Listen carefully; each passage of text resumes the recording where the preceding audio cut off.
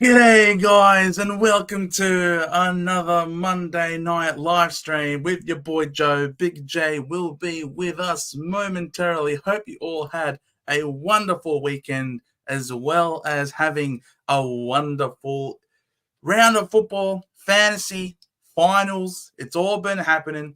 Big J will be with us, like I said, in a little minute. Hope you're all doing well. Thank you so much for joining us once again for another episode tonight. It will be a good one, hopefully. Michael in the chat already. Hi, Big J and Joe and all the Bucks and Does. Wow, what fantastic finals games. How could the weekend get any better? And then it did. Zeret to St Kilda. Mate, Zeret is not going to St Kilda. Don't you worry about it. It is debunked. Both the Bombers and the Saints have come out and said that is not happening, not in St Kilda's wildest dreams. Tom Morris, once again, thinking that he can get a story. He's struck out with Petrarca. He's now struck out with Zach Merritt. It is not happening. We are not trading away our captain and our best player. Not happening at all. I don't care what they give us. They have to give us half their team in order to get in, have a chance. No way, Jose. Tim, with the super chat before we even begin, a massive love heart to you, Tim. Can you please check my team? Cheddar Cubs have 500k in the bank at the moment in your league, and I love it. Benny boy, g'day Ben, mate. How much money do you spend per year giving streamers money? Bro, won the lotto or something? Bitcoin? Nah, mate. Don't be harsh. Don't be harsh on Tim. Tim is a great guy, and we love to try and help Tim as much as we can. We will help you, Tim. Part of the reason why we wanted you to stay up to free up a bit of money is so that you can make some moves, and we will help you with that. We'll wait for Big J to get in, and then we will help you with some of those potential moves, mate. You're a legend. Love you, Tim.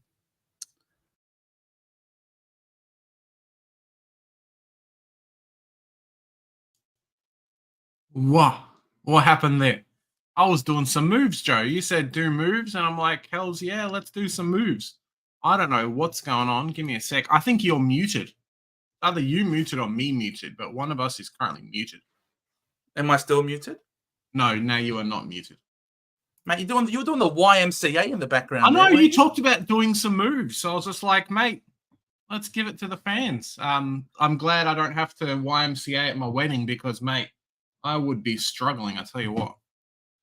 Oh, mate. Oh, I was muted apparently, but not anymore. Good to know. G'day, Velo. Hope you're doing well, mate. What's up, big Velo? Imagine Merritt actually leaving. No, look, I would cry. Like, if Merritt was to leave, I would absolutely cry, but it's not going to happen. So no crying will be done. The tears will all stay inside my eyes. Not a problem. Not a problem. Yeah, it's an interesting one. Come silly season, North Melbourne's going to end up probably offering Josh Kelly another contract now that they've bowed out of finals. Jack Darling's apparently already happening. There's half a dozen players that are moving clubs and whatnot. So, yeah, it's just what it is, I guess. Yeah, exactly. Like, it's just not going to happen. I'm pretty sure it's just been widely reported already that it is debunked. It's debunked. Travis, Joe has to hate that Danaher was the difference, mate. He was. And I remember watching him kick that set shot from outside the field of play. Look, he's a good player. On the wrong side for a left footer. And I'm thinking, where the hell was this at Essendon, you absolute spud? You piece of crap. Where was this at Essendon?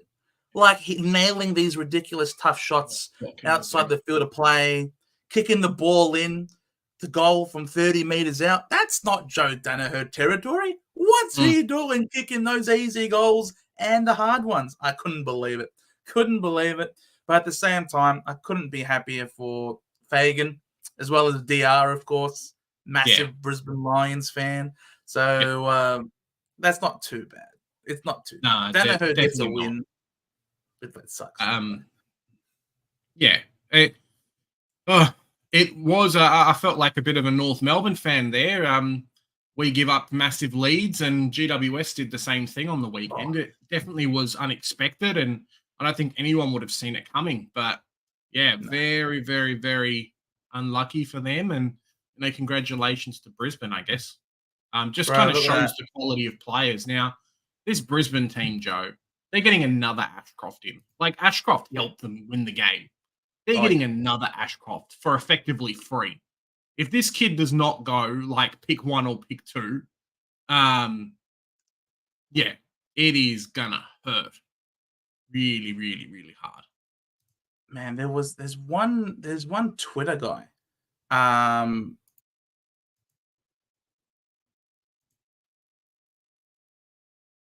I think you muted again. Yeah. What are you doing? Are you unplugging something?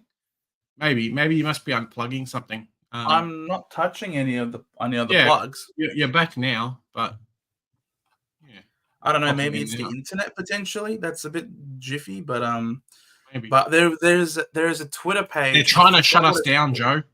We're too popular. They're trying. The AFL's like, get rid of this show. Yeah, I know, right? Now there's legit a Twitter page. I forgot what it's called. Does some really cool footage and setup Mm, of various like center bounce attendances and setup, and they were talking about it today, like just um, how influential that Ashcroft was today. mm, Jeff White, I think, is in from first use. I think it might be called first. Yes, it is. So if you guys love your football and you love great analysis, check out First Use. They do some great things breaking down, key stoppages. They look at the scoreboard, the time, and he's breaking down Kieran Briggs where he likes to hit the ball. Jeff White is actually top notch. I've sat here and watched a bunch of these because he goes into detail about various different situations, and he predicts what happens with the way that the game is set up. And he's talking up how influential Ashcroft was at such a young age. He turned it around mm. in that dire third quarter, and they're going to add another one. Like that's just BS. Yep. Yeah, it's pretty crazy. As I said, just the quality of players they've got coming through this Brisbane team. Being a non-Victorian side, I know a lot of people are saying, well, there's that Victorian bias there, but every year they just seem to make it better. If they land a couple of free agents or whatnot, mate, they're going to be pretty crazy. I can totally see them, throwing a pick at some of these players who might be on the fringes. I mean, they're I'm going to say VFL team now. The quality of those players coming through is fantastic, and just the mature age guys as well. Really, really, really good players. So yeah, it's pretty crazy, Joe.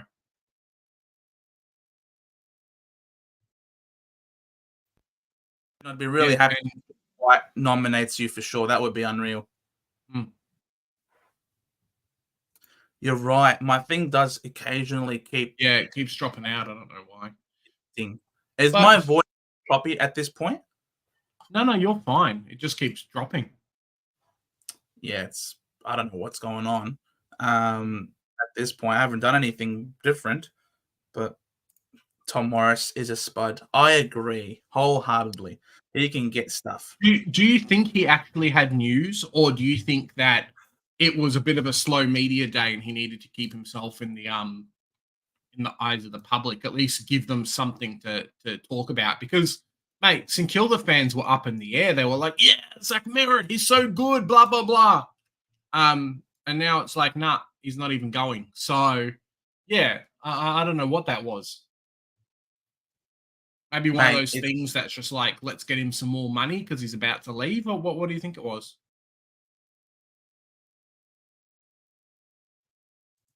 Oh, and Joe's gone again. Oops. No, I don't know what it is. Maybe leave and come back, Joe. We'll all work right. it I'll out. try and do that. We'll figure it All out. right. Let's talk some AFLW. Maybe just you leave the whole thing, Joe. Easy. Let's look at the AFLW team while Joe's away. Big J did all right this week. The team value is looking all right. Got to say, it's not terrible. But what really screwed me up, boys and girls, and I hate it, is I brought Cleaver in this week. You had seen me on Twitter. I had a bit of a rant. Hey, how good is Cleaver? Cleaver is not great. We forced Huntington into the team, which means I couldn't get Hartle, which means that we just suffered, and we suffered a lot this week. It wasn't too bad. Otherwise, I had, I did have been not there. Give me a sec. Yeah, so this was the team. Scored 1275, so wasn't too bad. Watson on the bench, one of her best games, obviously. And then Goody on the bench as well. So we lost points from those players, but it happens. Yeah, it was not great. Hopefully you guys had a much better week or a considerable week as well. Unlike Corey, who's probably watching in the chat, Big J has not planned for this bye round very well. Yeah, and then Huntington was out as well. So, yeah, I forced Huntington in. For some reason, I didn't realize that, unlike Supercoach, if a player's out and they haven't played yet, they're actually locked. So I went McNee to Huntington. After like the first game, I couldn't make a trade with Huntington anymore. So, yeah, kind of sucks, but it's happened. I think kind of just planning for the bye rounds now is probably the best thing. Some people, I go back to Corey, some people have like 7 players this week who've got a double. I think Joe's getting pretty close to having something similar. And yeah, it's not that great for myself. So looks like I'm going to make a few trades this week. I think it ends up going to be, as much as I don't want to do it this week, but I think it's going to be Goody out, and then Breed out, and then Conti out. I think just the 3 players, probably the weakest position I have on field at the moment outside of my F5, and Conti's hemorrhaging cash. Blackburn's out. You didn't get rid of Blackburn. Is Blackburn out this week? Blackburn's dead for the year, mate. Really? See, this is information that I did not know, because there was no reports until must have been just now. So, ouch. All right. Well, there's a bit of money that I have to get rid of then. I guess Goody probably stays, and then I've got to get rid of Blackburn, which kind of sucks because I've relegated myself to not being able to bring in 3 midfielders. So, ouch. I guess I need 3 mids. Yeah. See that now. Ideally, so let's play the chance card, right? Ideally, I think you're still dropping out too, Joe.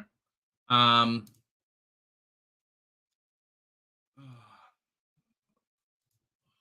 can I afford? 882. So this is the problem. I'm just outside of I'm just outside of owning who I want to own this week. It's really bloody tough. You know what? I could be cheeky. Who am I thinking? Huh? And Bonici's out as well, so he's staying trading Bonici. Oh, is she gone too? Yes. Oh, well, there you go. All right, that makes life easier too. Crikey's, mate. I don't know. I'm going to be able to fill the team at this rate. Tell you what.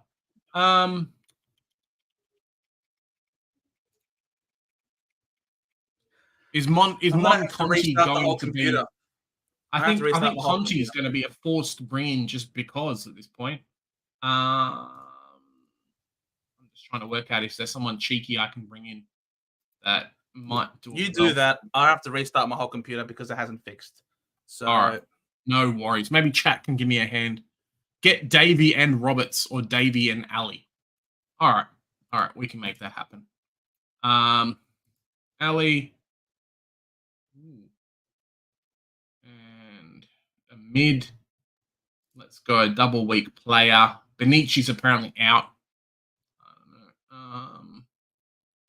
Davey and 500k. Who can I get in? I'm not even sure. We'll figure it out later. And Remos. Who's this Remos? Why do we like I don't want Remos. Come on. Who is she? What? Why? Wait, she'll probably score less than this one. That's right. We'll trust the chat. We'll trust the chat. Why is Conti a must trade out? Because people are crazy enough to go and trade Marinoff. And Conti has lost 200K in 2 weeks. And it sucks. And I cannot deal with it anymore. So it looks like Big J is probably going to go this and run that as my midfield. I have potentially, if I get rid of my utility, to put, a forward in. So there could be something there to have a play around with. But yeah, we'll see. It's hearts. No Hartle here really hurt. Really, really, really hurt. And that kind of makes me no Hartle here really hurt. And that kind of makes me really sad. She's going to get 600K in like next week, especially with the double. So yeah, it kind of sucks. 23 hours to go, which makes things even more interesting. So basically this time tomorrow, we'll have a lot of fun. All right. I think Joe potentially is back. We'll see. We'll see. Is Joe back? Are you back, Joe? Who knows or dares to even dream at this point? Yeah. It might just be a quick stream. We'll see. Show us your team. How'd you go this week? Oh, yeah, I'm ranked 495, but probably after this week it won't be 495. Oh, mate, I copped a donut this week. Did you? I copped a donut this week. Yep. I'm trying to set it up still. I have to restart the whole computer. X out of this. Present. Yeah, copped the donut this week. Unfortunately, Huntington didn't play, and Smith got dropped this week. So that sucks. Unfortunately, yeah. Yep.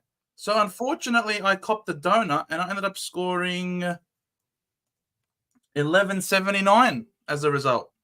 I think a lot of people got an 11 from a McNee. So, it's not the worst thing in the world.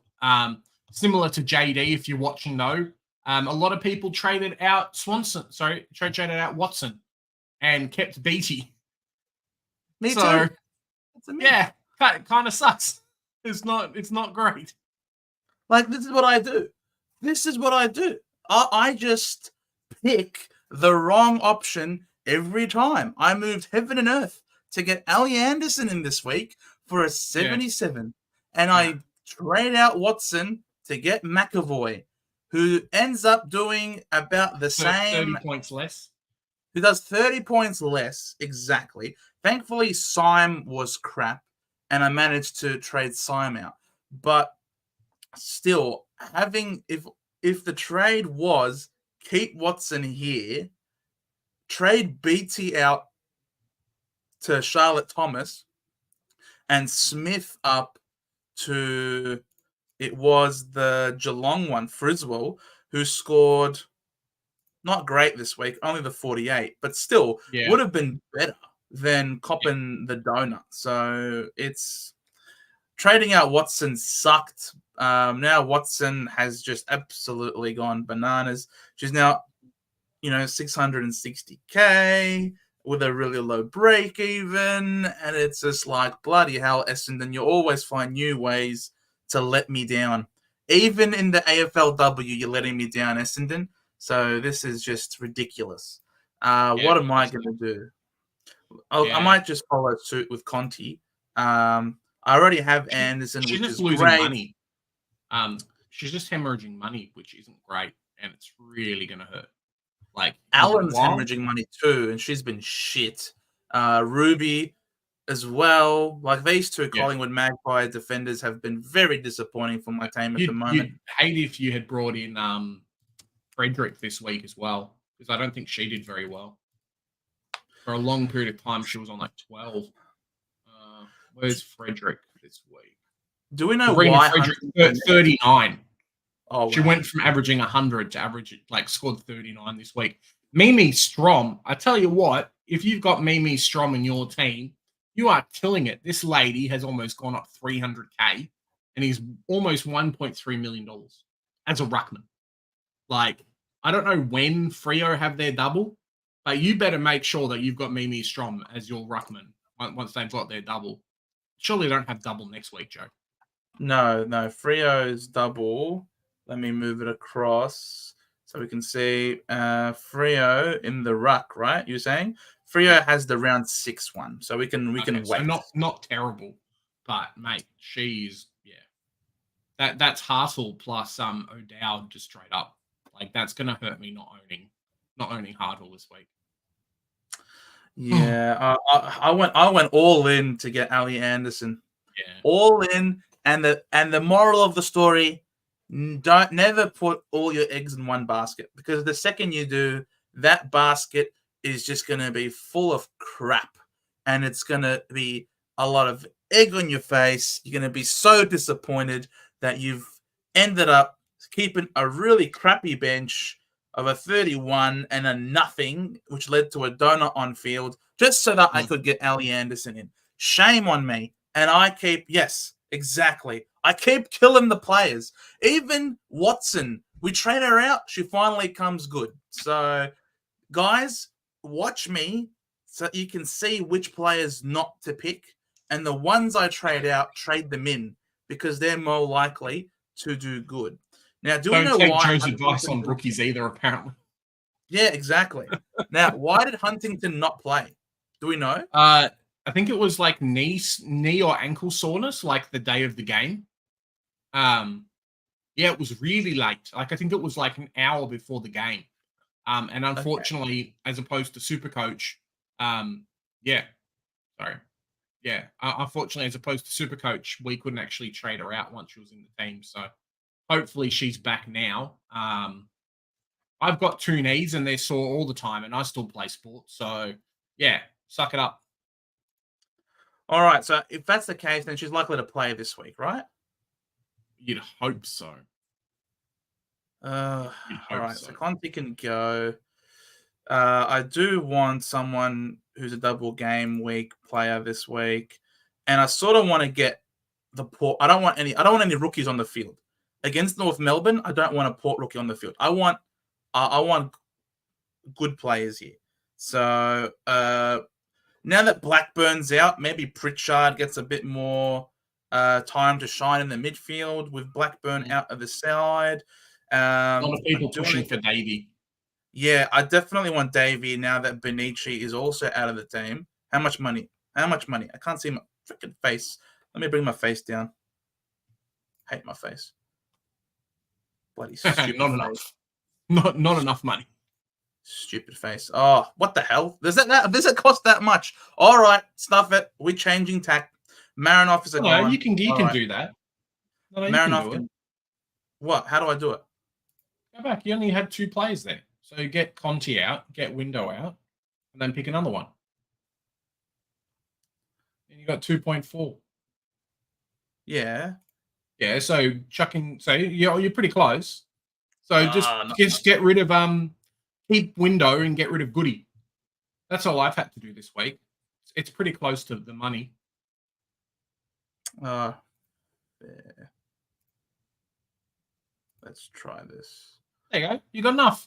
Ooh, we can afford someone. Who can we afford? Just anyone.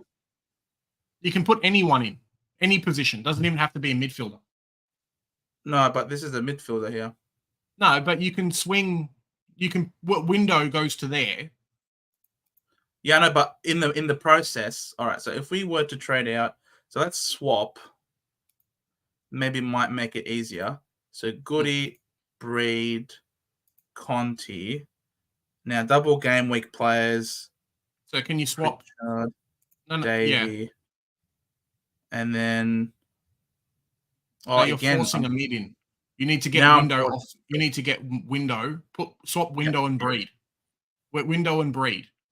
Correct. And now you can get anyone. Correct. Conti, and then I was trading out. Who was I trading out again? Goody. Yep. Goody's got more money to make. Doesn't matter. She's more expensive. Doesn't matter. You got 300K. And then a mid who I can afford. No one here. Why does it keep doing Pritchard? So dumb.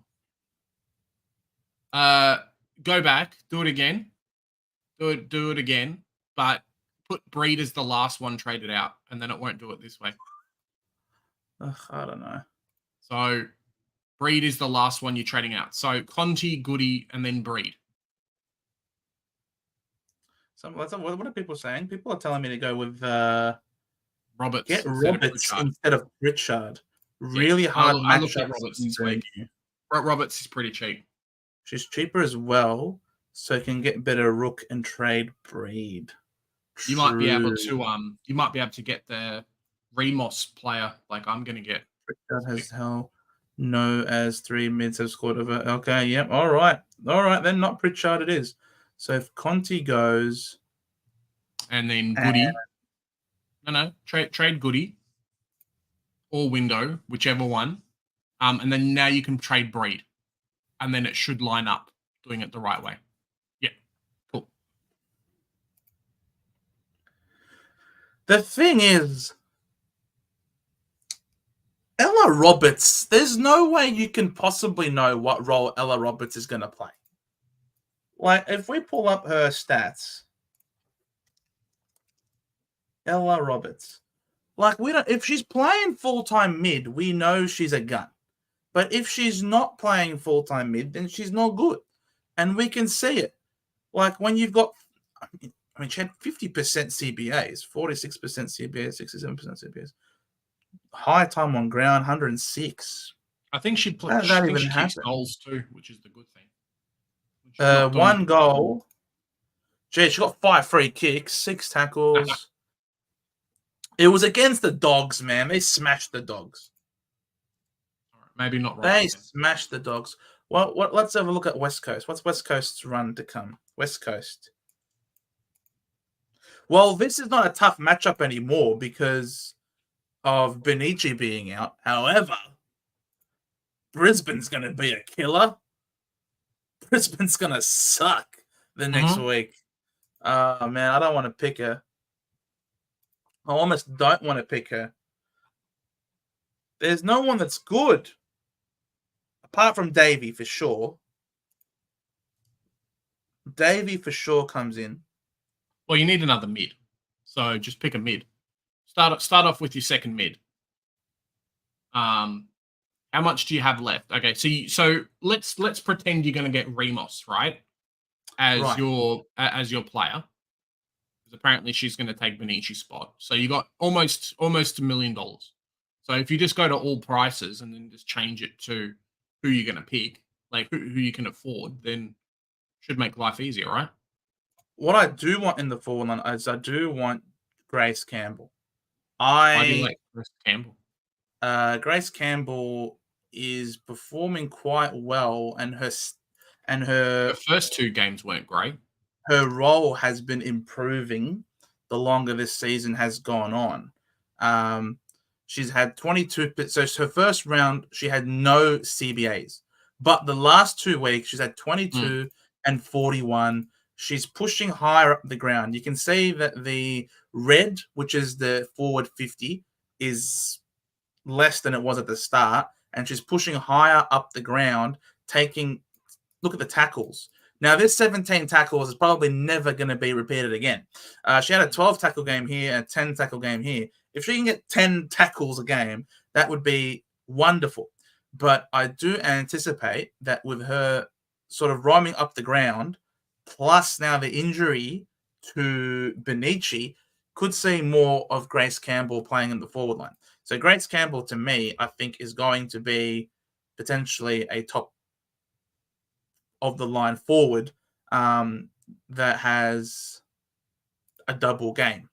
And sort of hoping, again, Pauga wasn't great again. I'm really hoping Huntington comes back in. And we could end up running. If Huntington is back, then I'm really happy with this forward line for the time being because I've got a half back, I've got a good midfielder, I've got someone up the ground. Brennan can be hit or miss, and Kate Hoare is Hoare. I do think that this sort of forward line I'd be pretty happy with. Remos playing against West Coast which is it's a good matchup, as is the Bulldogs. So Ramos can make a lot of money this week with a good role. Benici being out, I don't mind even fielding Ramos here, Davey for this week, and then we just start rotating through. We've also got quite a bit of money in the bank for next week, hopefully trying to get in the North Melbourne girls. How am I going to do that? It might be Davey, as well as hopefully Ramos makes a lot of money this week to be able to get her in. Alan might be involved in that trade, I think, for sure, as is Ruby. These two women can get stuffed after this week. I'm just sick and tired of them. Absolutely, they can go away and never come back again. Ever. Never again. They can get in the bin. Not happy with either of them. And you watch, the second I do that, they'll both become all Australian superstars. But yeah, that's the way it works. That's the way it works. So I'm sort of thinking I'm going to do this, get the cash in going with Ramos, get the good scoring with the good roll coming as well. I've got 1, 2, 3, 4, 5, 6. I've got 6 at the moment, 6 double game week players. And if Huntington is out and doesn't play, then at least I've got Pauga as the emergency to cover for her, and I don't get a donut. So yeah, makes things a bit rough for myself because I only got 3. So yeah, it's not great. So that's what I'm thinking. Let me know, guys, what you think of these moves. And you still got a decent amount of money in the bank too. Like correct. So I'm hoping that this money can go a long way next week into getting any of these North Melbourne gun mids. We're talking, of course, the Garners. We're talking Riddell, maybe even a King, whoever I can afford. But ideally, getting these two would be just bellissimo. Who do they play next week? Better not be the Bulldogs. I'll cry. North Melbourne. Next week, I've got Carlton, Richmond. Okay. So it's not terrible. But this week, they play Port, which is a neutral matchup. They should crush them. They should. I mean, North Melbourne is top-notch. So, yeah, hopefully it's just learnings for next year, really, isn't it? Like similar to round 0 this year in Supercoach. Like it's just learnings for next year. Plan for round 4 and then build your team off that. As Corey's having a bit of a hoo-ha in the chat talking about how good his team is at the moment. Very nice. Yeah, very nice. Just kind of what the situation is. So, yeah, unlucky, and we move on. I can't wait to trade out 7 weeks of AFLW, and then that's it, really. Yeah, I can't wait to trade out one of these two to get in Sheeran next week. Sheeran, even Carney. Get Carney. Isn't Richmond's? Does Richmond have that double game? Yeah, no. Yeah, Richmond and North. Yeah, true. Yeah. Either Sheeran or Carney, whoever it is. I mean, Carney. What's Carney priced at? Carney is priced at $9.95 at the moment. She's pretty expensive. Sheeran is what's Sheeran again? Is it Sheeran? 906. Still pretty expensive as well. If Schleicher and Allen, there's no way you could possibly do Schleicher, Allen, and Davey. That's why going early on one could be really good because next week that's not enough money to flip Davey, Schleicher, Allen, and Ramos because there's no freaking boost in this game. So if you go early on one of them, then at least the other 3 trades can go towards getting the rest of them. Could be interesting. Yeah, I definitely think so as well. It's I think last year we definitely saw the impact of having enough money in the bank to be able to do things. So yeah, mass cash gen is king. I mean, the people that didn't trade their ruckman and still have O'Dowd. The guy that's got, if you go and have a look, seriously, I have not been as excited to not get a guy on the show because that would be amazing. But if you know the number 1 player in AFLW fantasy at the moment, go to rankings, Joe, and look at this God team. Legitimately, this team is messed up how good this team is. And he's got all the cash gen on the bank. Is this number 1? No, this is not number 1. Really? Okay. Overall rank 1 that I saw. Okay, cool. Yeah, this guy's team is like really good, and just has the cash gen. So yeah, kind of planned quite well for what he's doing, and then going from there. Really, I feel like Not this too is not the shabs. team that I had a look at. Mars Rovers, pretty Yeah, interesting. maybe it is. Um, I just got excited by the fact that he's almost got $19 million in the bank already. Like, yeah, it's a lot of money. yeah, it's pretty good. Meanwhile, our good friend Tim, before the why am I here twice? I don't know. What's going on here? Exact same price. That's a bit of a dud there. I'm in here twice. All right, but where's Tim? Hey, Tim's number team. 6, not too bad, Big J. Tim was Team Cheetah Cubs. Cheetah There you go. Cubs. There we are, Tim. What's up, Tim? Uh, Yeah, I think Hosking's probably one to similar to have to go. Just time to So start double. offloading rookies, really. Unfortunately, Blackburn, as Joe said today, needs to go, so she's a forced trade regardless of what you do.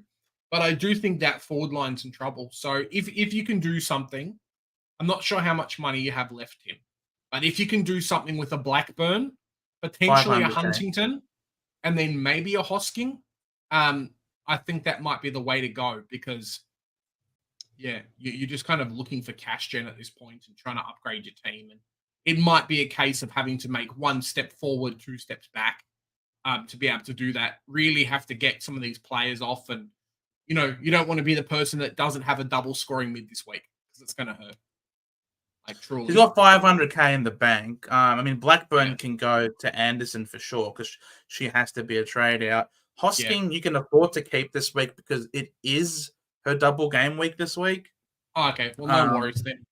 So you can, I think, afford to hold on to her. I would get rid of Blackburn and then a Huntington or a Powder, and then maybe look to bring in someone from the bench, whoever's good at this point. Yeah, even potentially getting Artel in at a bit more of an expensive price. Get her in instead of Cleaver. I know you don't like to trade players out a week after you trade them in, but she's probably going to end up scoring double over O'Dowd anyway. Because she's got the double game. So there's potential for her there to score okay. Yeah, I'm thinking maybe Blackburn can go to Anderson, Conti can go to Davey. And maybe if that can push Smith up to a good forward, like a Campbell for Collingwood, then that would be pretty sick because then you end up getting 3 double game week players this week. Blackburn to maybe Anderson, Conti to Davey, and I'm not sure if that's enough to get you Smith up or not. Maths is not my forte, but that would be really cool if you could do that.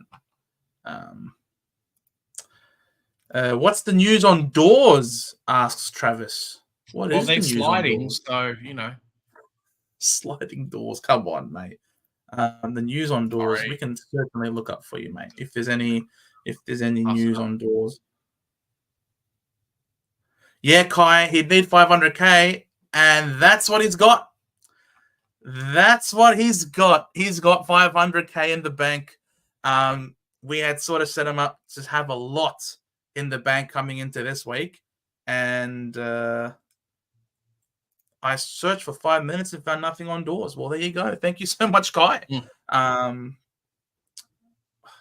So we don't get Davey Campbell or Ramos because Joe is 100% correct. That's exactly right, Velo. That's exactly right. G'day, JD Eagles. Hope you're doing well. What's up? Giants are the biggest chokers. Actually, it is official. The Giants are, in fact, the biggest chokers in AFL finals history. No team has ever been up by that amount of combined points at three-quarter time and lost both games in straight sets. They are, in fact, the biggest chokers in the history of the AFL, which is crazy because up until that game against the Swans, They were 23-0 for close games where they've led at three-quarter time. They never have choked a lead under Kingsley. They've never choked a lead until these last two games, which is unbelievable. Giants are in front for 94% of the time across the two finals, and they're out in straight sets. The orange team, yeah, mate, there was a big, big sound. Yeah, it just felt so. Just felt a bit hard done by. Really, I mean, you look at guys like Callum Brown and a few of the other ones, and just didn't go big, did they, Joe? No. GWS kind of it turned into the Hogan show, and then Hogan couldn't kick everything. And there was a point I think in the third quarter where they just stopped converting points to goals. You know what I mean? They just stopped converting shots, and it really allowed Brisbane to catch back up from that position. So let me see if I can find it. I remember from watching the game. That miss report, no. I watched that causer at that point in time. Timeline. When they took advantage and Brett Daniels suckered the ball out of midair for a behind. And I remember at that point saying to myself, I hope that doesn't cost them. And it did. Yeah, I think that was close to where it was. And then people said the same thing about Hawthorn, right? When what's his face got the ball kicked into his back, and then he ended up scoring number 33. Like just random stuff like that, really. But it just kind of hurt, and then that's when they kept going. I think GWS especially were really hurt by the quality of their tall men during the game. Now, we're not talking about Briggs and Hogan and whatnot, but look at kind of the worst players. O'Halloran missed a few shots in front of goal. I think who was the other one? Lockie Keefe. They took the mark, but just couldn't convert. He shat the bed, Lockie Keefe. Yeah, they really had some like easy enough chances to be able to do it, and just couldn't hold out. I mean, Cornelio going out pretty early into the game. It happens. But it wasn't even like Brisbane had Logan Morris going bang, these kind of players. So, goal for goal, and GWS just couldn't keep up, unfortunately. Bro, Jared Berry had an unreal game. Like it just felt like all these important contests where the ball needed to be won or where the ball needed to be marked, Jared Berry just somehow was there. Almost every time. That's what he does, yeah. And then that's why they've given him the big contract. And excuse me, that's why they didn't want to lose him, because he's just that really super underrated player. He was unreal. Incredibly underrated. Another one who I think has turned his back on free agency as well is Peatling, who kind of showed quite a lot early. And then Peatling just kind of, was kind of the superstar in the first half. I don't know if he took a bit of attention later on, but he kicked a couple of early goals during the game and looked quite good towards the end as well. So, yeah. Yeah, it was not too bad. I mean, it was all right, but it really felt like there was a massive over-reliance on Jesse. Jesse Hogan was phenomenal. No one was taking marks up and down, up the corridor for the bailout kicks. Jesse Hogan was the be-all and end-all. No one really looked likely in the air. He was phenomenal. It looked like there was no answer for him. But all the Lions had to do was just set up in a way where they just completely covered him. It became really monotonous and repetitive, the way that the Giants wanted to keep playing the ball. They kept trying to surge that football forward at all costs, but the Lions were ready for it. The Lions expected it. They were set up defensively, and the Lions and the Giants just kept giving the ball back to the Lions to then start their run and gun off half back. It was an incredible tactical understanding of the way the Giants played, and they completely flipped the script, and the Giants just kept doing the same thing over and over and over again, straight into the Lions' hand, building them more and more momentum. And this is just ridiculous. those last 2 goals that Judas Danaher kicked, I'll say him by name. I will give him the respect. Joe Danaher was just phenomenal. The fact that he could stand up in that moment when the game needed to be won and missing was not an option. Joe Danaher, with ice in his veins, just completely took the game over. That last one-on-one was against Sam Taylor, who I genuinely believe is the best one-on-one defender in the comp. And he took the mark on him, and he converted the goal. And that is unbelievable. So a massive kudos to the Lions. Giants have a bit of soul searching to do over this preseason, but holy crap, the Lions were unreal.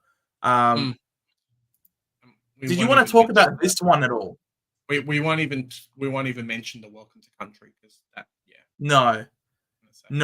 That's all I'm going to say on that. Political. It's a bit political, but at the same time, I don't mind the welcome to country at all. I don't mind it. I think to a certain extent it has to happen. Cool. But I'm not a big fan of BC, meaning before Cook. So correct. Yeah, I agree. That's all I'm going to say on that. We can have a chat off air if anyone wants to have a chat. So yeah, we'll go from there. 250,000 years. Yeah, cool. This game was really, really close, obviously. I think it came down to really inexperience in a lot of the players, and that's something that will just happen over time. I don't see this Hawthorn team ever leaving finals for the next 5 or 10 years, which is crazy. They're going to turn into Geelong where they just make finals and, perform well or don't perform well. But yeah, it really just came down to just players losing their legs in the last little while, Joe, I think.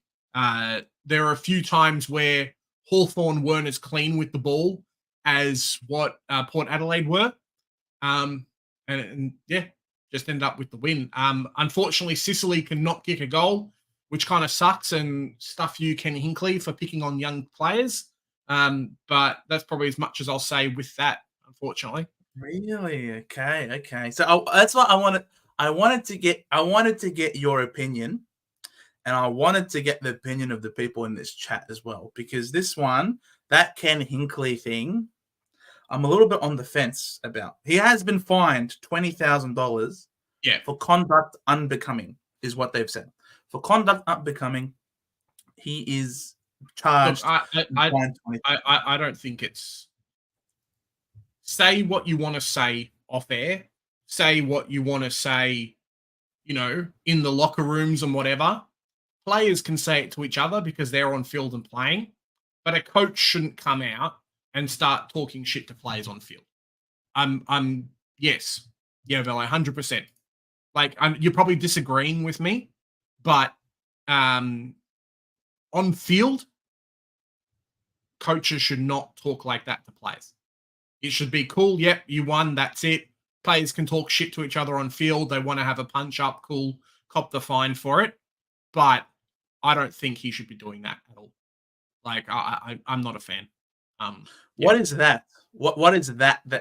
So we're saying that he shouldn't be doing that. Just players talking shit to outside of the homophobic slur, if there was one with the Clarkson, I can understand. Hey, scumbag, you've come and completely knocked out our captain of the club just blindly.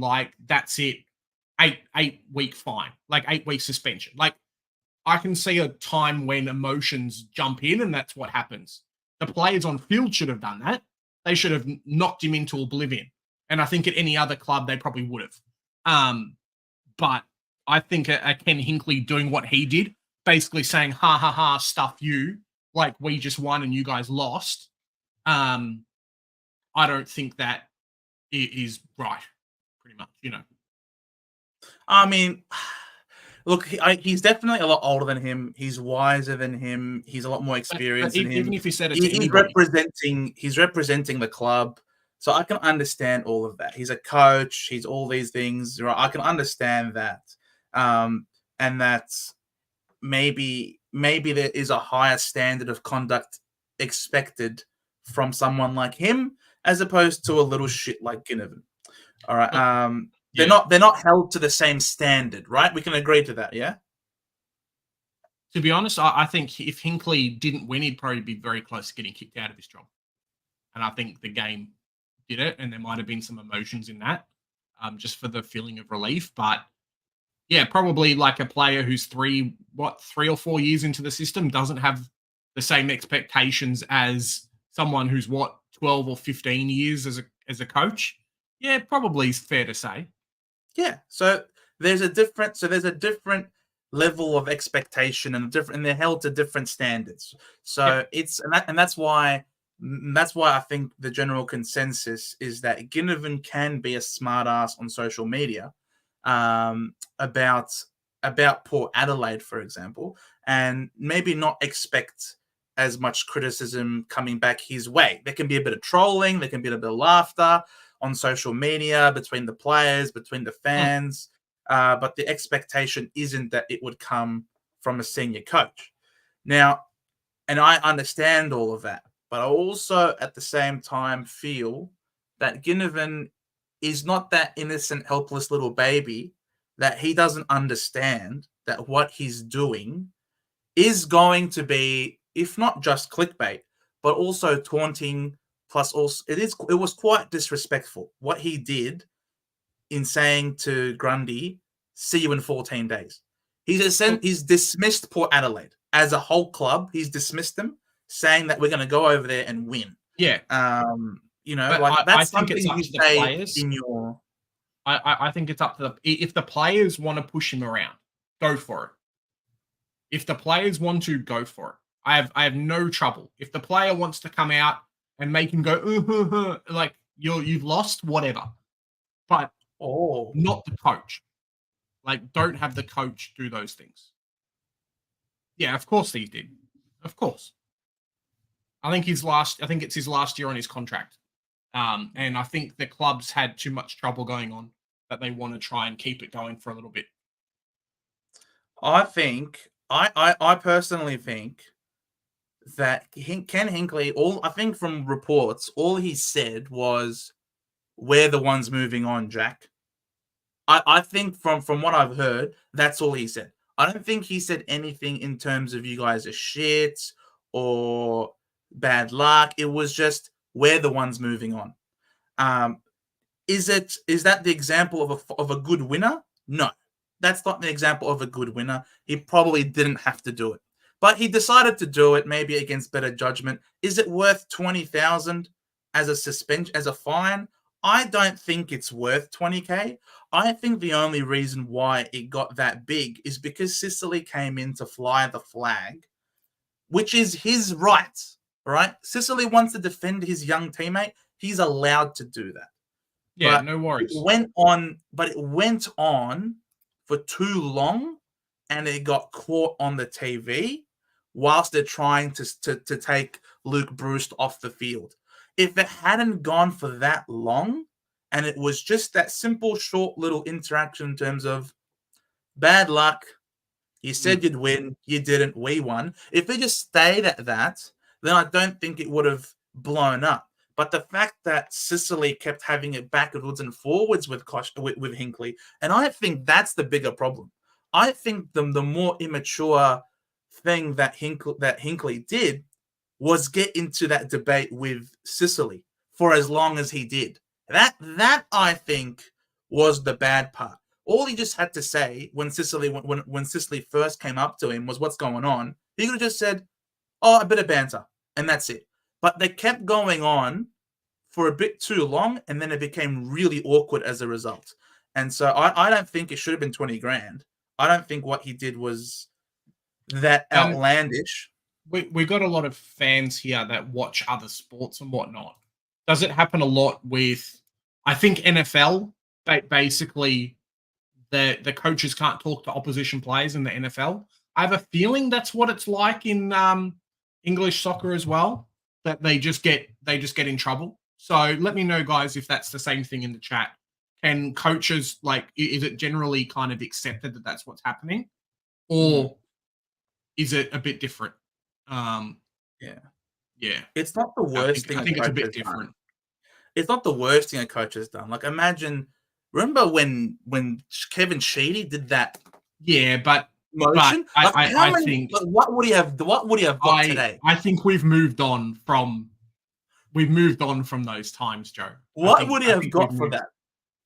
mate. He probably wouldn't be coaching again. Let's be honest. If he's dead He had trending marshmallows thrown at him. Choco Williams after that Brisbane Grand Final, the way he did the choking motion, saying that the Brisbane Lions choked.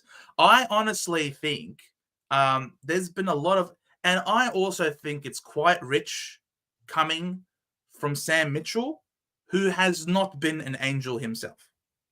Sicily has also not been an angel himself. A look, few of these Hawks people talking up, mm, even Hodgie wasn't a saint himself. Like all of these, as I said, I think there's a difference between players on field, and I think there's a different between players on field and coaches. I think when you're a player on field, you have kind of certain leniencies. You're actually playing the game and whatnot, but yeah, I see it as right. Think about it as in a school setting. If the kids talking shit to each other, okay. But imagine if the teacher came in and started talking shit to a kid. Like, it would be different, right? It's a different type of situation. So I kind of see it a little bit like that in my head. Being like, oh, the kid said, haha, we're going to win. And then the teacher won and he's like, get stuffed, your shit. Like, he didn't say that cool. though. From reports, I don't know what he said. I just saw Hinkley's mouth moving and then he got fined. So, yeah. From reports, all he said was bad luck, basically. We move on. Nah. We move on. I doubt that would I doubt that would be bad luck, Joe. Yeah. You don't get fined 20K for saying bad luck to a player. Oh, maybe. Well, the thing is, it wasn't just that. And that's where I think that fine comes in. I think the fine comes in because of the continued altercation between him and Sicily that dragged on for so long that then got caught on the Channel 7 broadcast. And then it's like, oh, what's going on? There's a bit of backwards and forwards between Sicily and Hinkley. No one caught what Hinkley had done with Ginnivan. That was something that then sort of came to light, explaining why there was that stoush between Sicily and Hinkley. Like that, I think Hinkley, he had some banter with Ginnivan that went completely unnoticed and on the field. And what happens on the field stays on the field. I'm pretty happy with that. But then when you've got Sicily coming in, remonstrating, continuing, Hinkley should have been more mature in that moment, dissolve the situation sooner. And for that, I definitely agree that Hinkley should have been fined, but I think 20 grand is a bit too much, I think. That's right. Koshy will pay for it. He'll be fine. Apparently, he was mocking Guinea about enjoying your flight, joking because they're not flying to Sydney. That's not a problem. Enjoy your flight. Well, he was always on a flight back anyway. Considering that they're playing in Adelaide, enjoy your flight. Yeah, that's not a problem. Enjoy your flight. That's a bit of banter. I don't mind a bit of banter, but I don't know what Sicily and him were going backwards and forwards about. That is what I'm more interested. I'm more interested to say what Sicily said to Hinkley and what Hinkley said back to Sicily. That's what I'm more interested in because that is the more juicy part. Him saying to Ginnivan, enjoy your flight back. Bro, so much worse has been said on the field. But I want to know what the backwards and forwards was. That's the juicy part. If I was a fly on the wall there to be able to hear what was going on, and then we might be in more of a position to ascertain whether 20 grand it was a fair enough fine. At this point, I think 20 grand's a bit too much. I would have been happy to see him fine 10, just because it went over the top and kept going. But he didn't say anything illegal. There was no slurs, from what I can tell. There was nothing abusive about it. It was literally just banter. If banter is going to get you 20 grand, then that's a bit tough because he's been under pressure all year. Like I say, coach shouldn't be chatting to players. Chat to your own players. Chat to players all the time. Get your players to go and talk shit. That's it. We saw Chris Scott was it last year or this year? Chris Scott during halftime, like giving that stare to one of the to an opposition player. I think it was against Fremantle. There has been a number of backwards and forwards between coaches in recent times that look to be interesting and maybe inappropriate, but they haven't been fined for it. Yeah. So I think if you're going to apply all of it, then apply all of it as opposed to just to this one instance. Hinkley they'll pay it, sure, no problem. But do I think it was deserved? I probably don't think it was. Fair enough. It was the Lions. Thank you, Trav. It was the Lions where Chris Scott clearly and blatantly was unimpressed. Joe versus MRO. Look, Velo, you've agreed with me on quite a lot of what I've had to say here today. Moving that aside, there we go. Joe versus MRO. There you go. I love that photo, man. I make some good thumbnails, but this is one of the better ones. I'm sorry. Just you and the paper, like, mate, is one of the better ones. I tell you what. It's that Robbo, that's that slobbo piece of paper in my hand, mate. We gotta actually commend Port Adelaide on that performance because they were smashed the week before, and then this team that they fielded the following week was younger and more inexperienced, I think, than the Hawks were. Yeah. It's crazy, right? I saw a stat that basically came out and said their 3 best players were their young defenders. And it's pretty crazy. Like, you can see, I'd like to hope that someone like a Dan Houston has been helping these players become the best players they can. Because Bergman is fantastic. And Jace Burgoyne is fantastic. I think there was another one through. Give me 1 second. From the weekend's game that I was really impressed with. Huh? Burgoyne was a freak. Yeah. Who was the other person? Oh, Evans. Yes. Evans. Yeah. Evans. I mean, I was happy that I had him in my super coach team, and they just went and picked this guy out of the MSD and was just like, yep, you're in the team. That's it. Basically played from then on, Joe. Like 2nd or 3rd week since mid-season draft. And yeah, they just have been a freak. I can see why Houston hopefully goes potentially to a North Melbourne. We'll see, or a Carlton. But yeah, they don't need him at this point. Houston probably, if they had Houston in the team, I'm going to come out and say it, they might have not won. Just with the way he plays and whatnot. So yeah, it's bloody phenomenal for those kind of young players to step up in the time that they needed to. Bergman, give this guy a huge amount of money because when he comes out of contract, mate, clubs are going to be saying, hey, come at me, bro. He was unreal. They were great. These young players. If they gave Brownlow votes for semi-final games, Horn Francis would have got a few because it'd be like, hey, you look like Bergman. Like what's happened before in the past. They gave some votes for that game. Gary Ayres Award presented in recognition of the player who has been the best throughout the final series as voted by the coaches. Jace Burgoyne, perfect 10. It was good. Deserved. It was really, really, really good. Just kind of did what he needed to do. And, you know, North Melbourne has had a few players that were picked around the same kind of time that have really struggled with injury and whatnot. But Burgoyne's just, give him 1 or 2 more years, he'll be flying and just a staple in that back line. These kind of really, really quick, agile players that can run and jump and do a lot of different things. I think 186 centimeters, so kind of around the mark. He played a lot better than what his age kind of showed. I must confess, I didn't think Jordan Sweet was that influential. I mean, no, I don't think so either. But he did leave. Funnily enough, he had 52 hitouts, Joe. So what? 52? Yeah, 52 hitouts, Jordan Sweet on the weekend.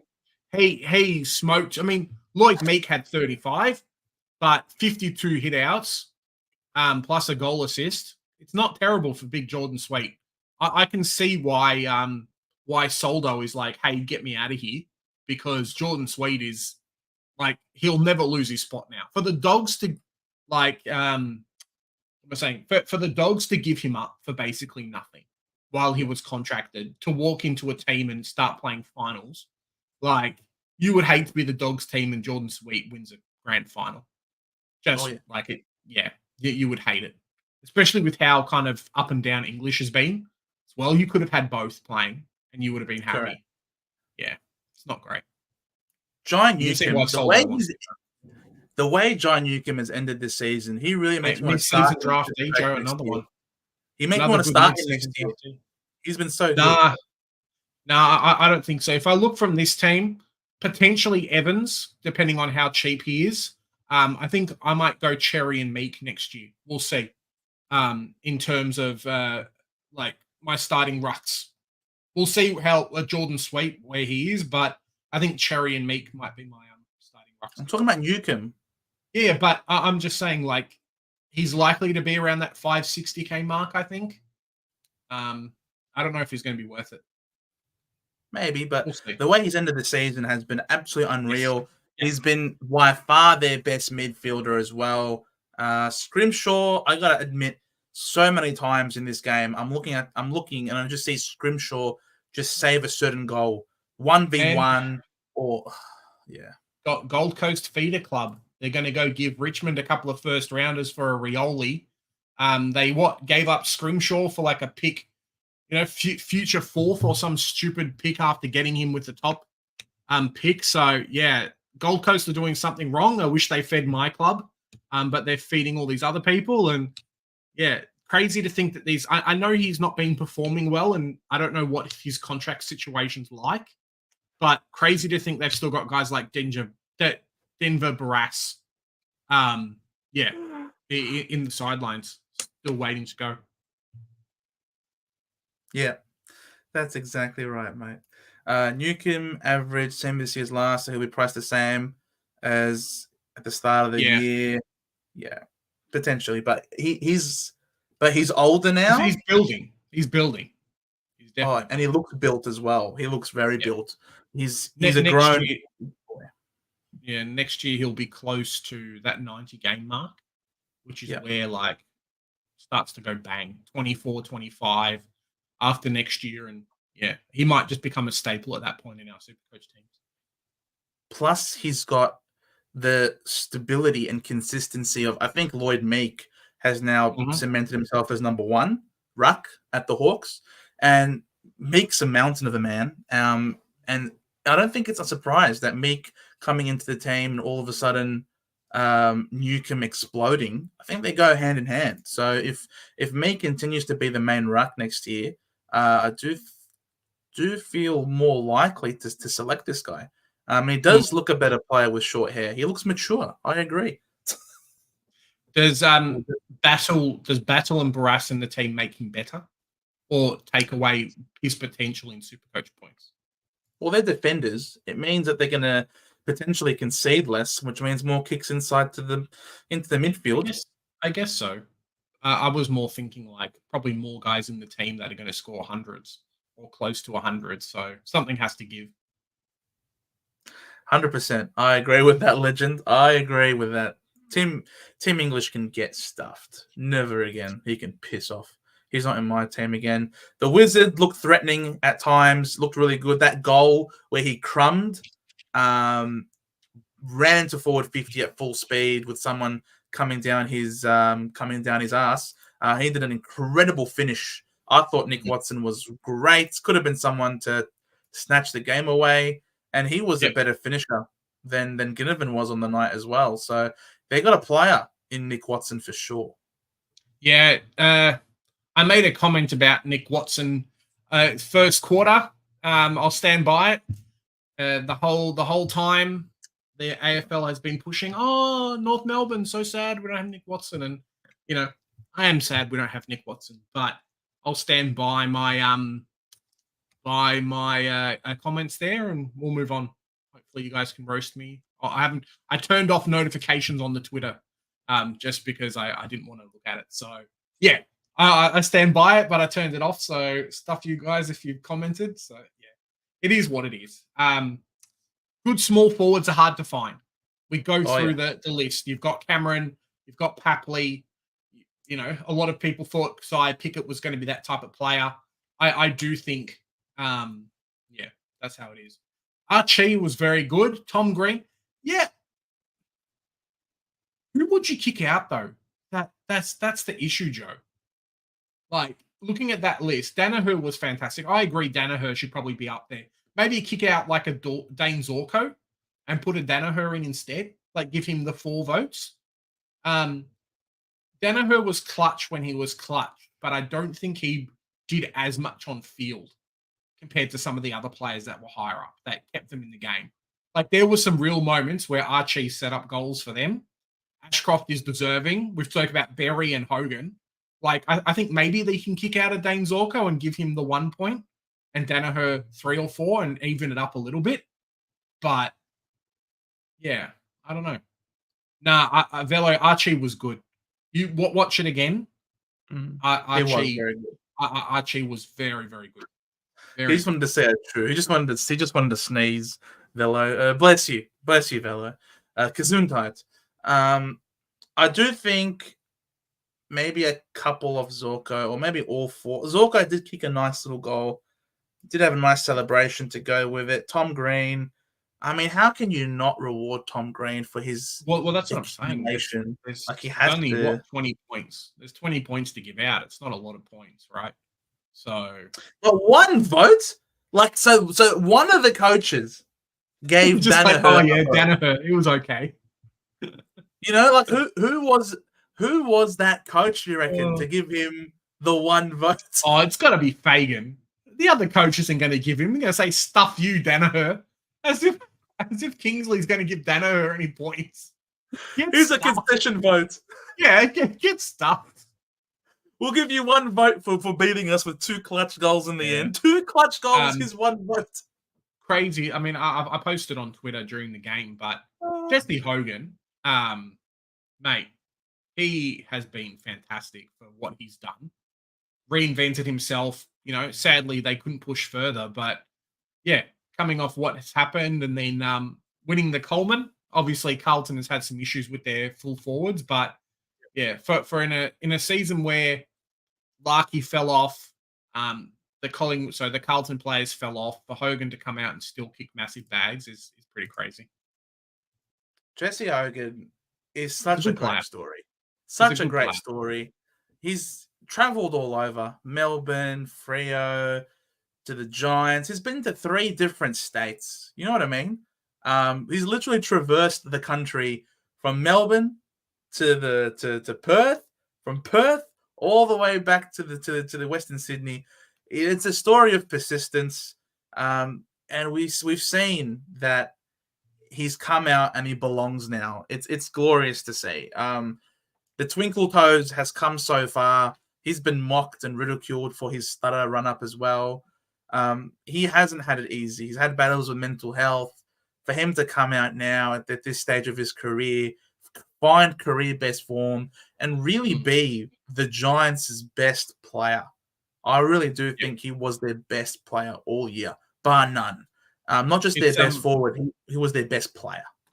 Yeah, it's definitely pretty crazy when you look at these kind of players. I mean, down back, they've got a myriad of players and whatnot, but it just shows how important really good key forwards are in teams.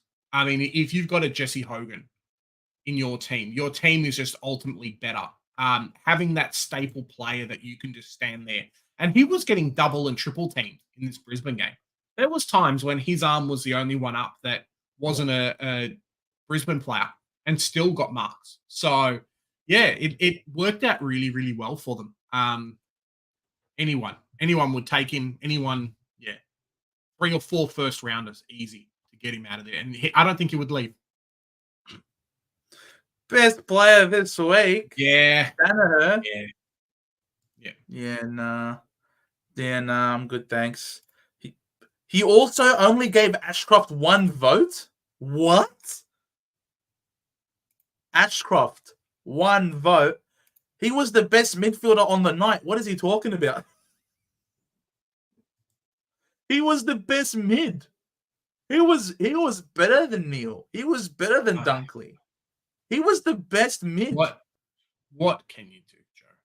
And you got one vote. Well, there's a reason why Purple isn't a coach or a footy analyst. He's just a journo. And it used to mean something once upon a time, being a journo. Now any Tom, Dick, and Harry can be a journo with zero accountability. Well, then you just make a YouTube channel, right? And you say, "Oh yeah, cool. Exactly. This is my best vote. It's done."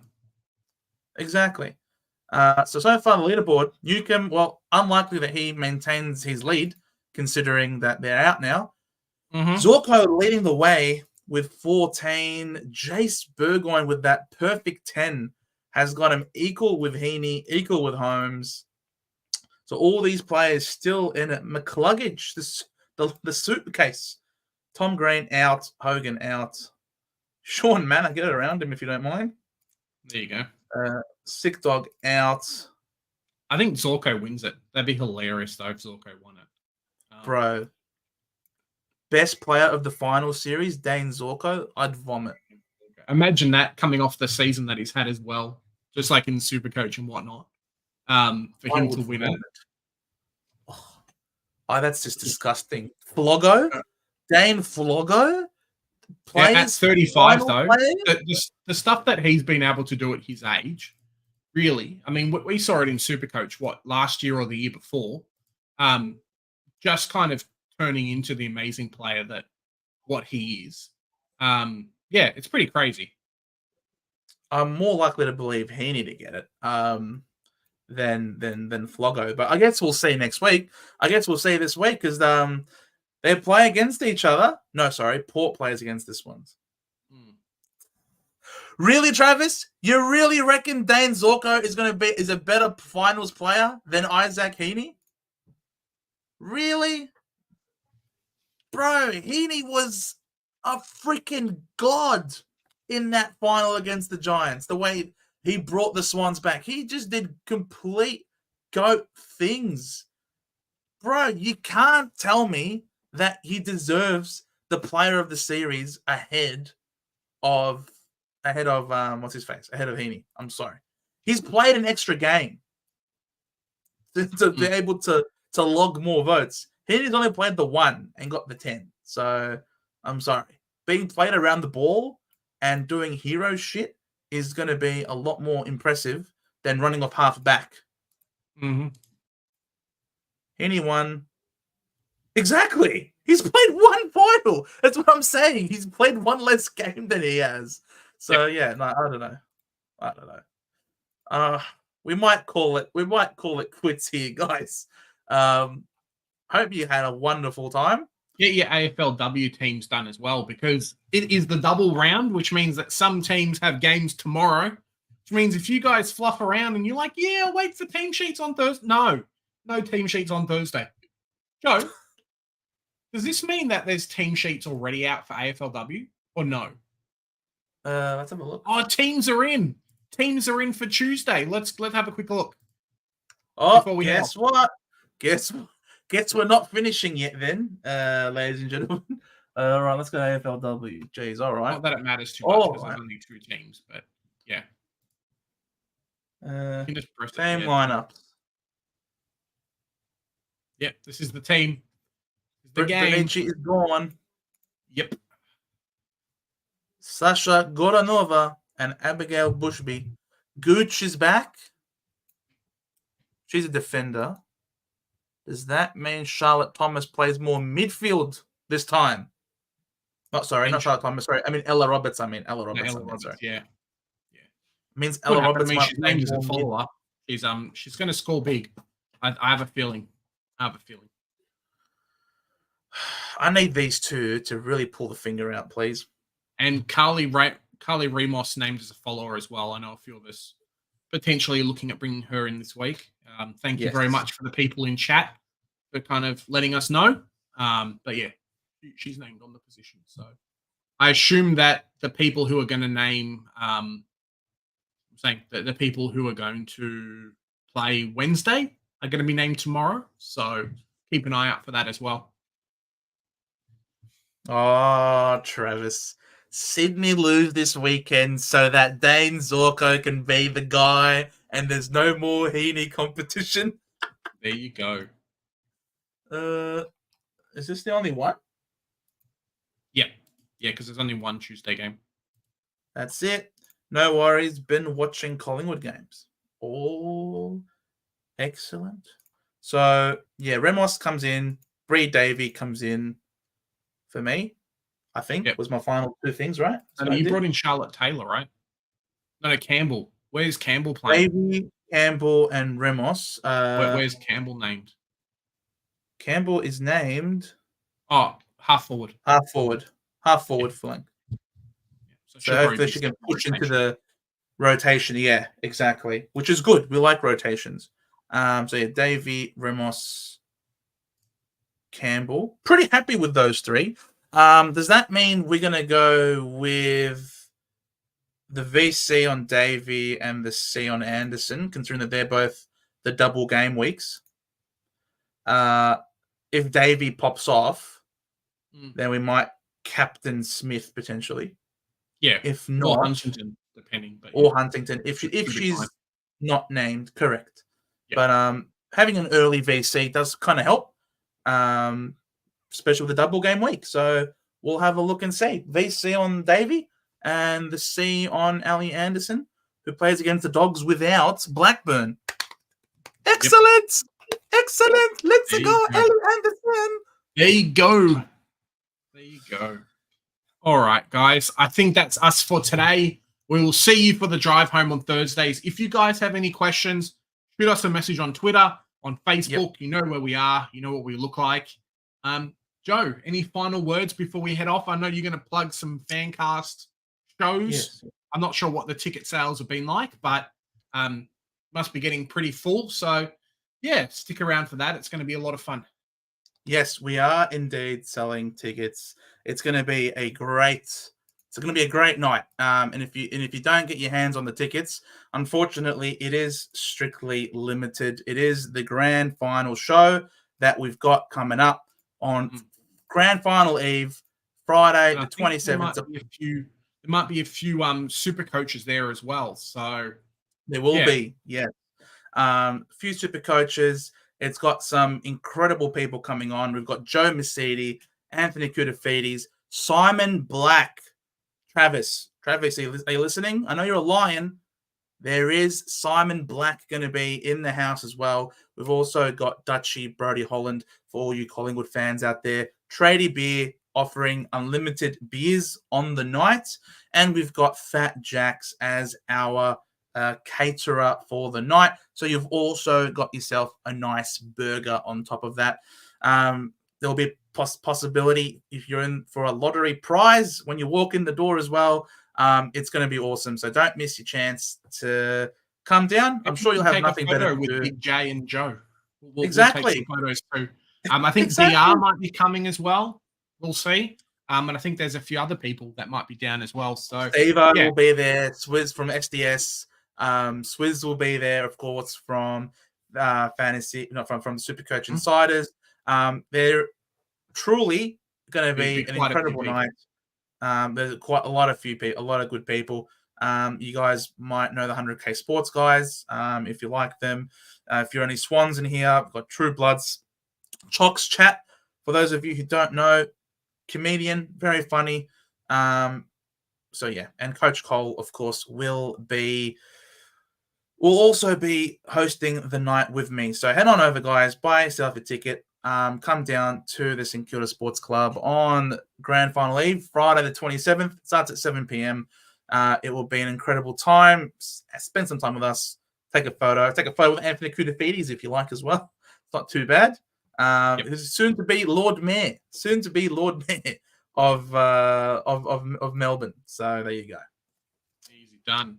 All right, guys. We will see you on Thursday. Have some fun. Remember, Supercoach, AFLW Fantasy, everything is about having fun. Stay safe. We'll catch you later. Stay safe. Avoid guns like Trump. Avoid guns.